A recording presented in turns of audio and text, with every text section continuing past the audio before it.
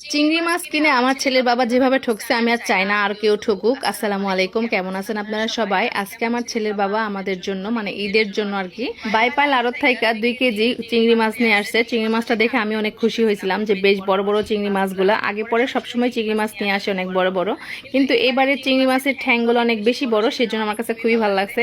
তো প্রথমে আমি ঢেলে নিতেছিলাম খুবই আনন্দের সাথে, আমার ছেলেও দেখে খুব লাফালাফি করতেছিল। আনন্দ করতে করতে এখন চিংড়ি মাছ কাটার পালা। কাটতে গিয়ে তো আমাদের সব আনন্দ মাটি হয়ে গেল, আসলে কি বলবো। তো যাই হোক, আপনাদের সাথে দেখাইতেছি যে কিসের জন্য আনন্দটা মাটি হলো।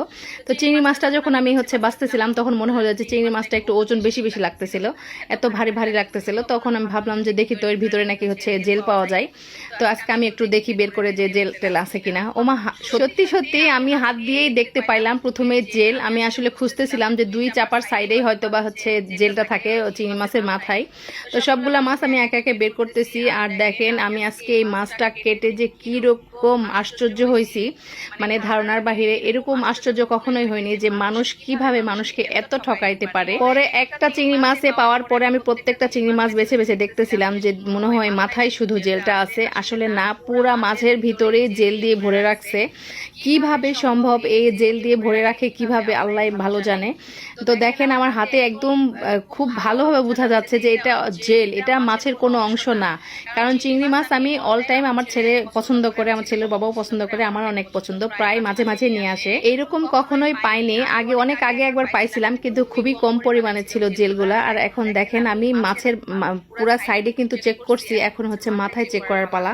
মাথার চামড়াটা আমি খেয়াল করিনি পুরোপুরি।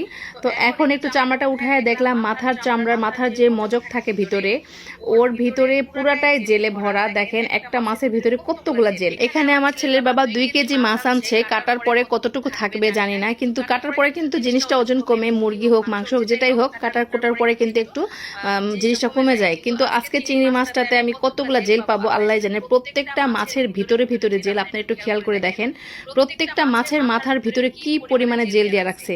এটা আসলে কিভাবে চিন্তা করা যায় না, মানে ভাবতেই পারি না, ভাবতেই অবাক লাগে যে এইভাবে যদি আমার ছেলেটাকে আমি রান্না করে খাওয়াতাম তাহলে ভাবেন অবশ্যই শরীর স্বাস্থ্য খারাপ করতো কিনা। আর এতটা পরিমাণ জেল, আমি প্রত্যেকটা মাছের থেকে, আপনারা একটু ধৈর্য নিয়ে ভিডিওটা দেখবেন। একটা মাছও কিন্তু এখানে 8, 9, 10 পিসের মতো, মনে হয় 9 পিস মাছ আছে এখানে। আমি 9 পিস মাছ প্রত্যেকটা মাছের ভিতর থেকে জেলগুলা বের করছি। আর একটু ধৈর্য নিয়ে দেখবেন প্রত্যেকটা মাছের থেকে কিন্তু আমি জেলগুলা বের করছি। আর এখানে আমি 250 গ্রাম জেল পাইছি, ঠিক আছে। ভিডিওটা 2 দিন আগে আমি করছি, আজকে আপনাদের সাথে আমি শেয়ার করতেছিলাম। আসলে ভিডিও করে রাখছিলাম শুধুমাত্র আপনাদের সাথে শেয়ার করার জন্য যে আপনারা চিংড়ি মাছ অবশ্যই বাজারে যখন কিনতে যাবেন অবশ্যই বড় বড় জিনিস কিন্তু সবাই কম বেশি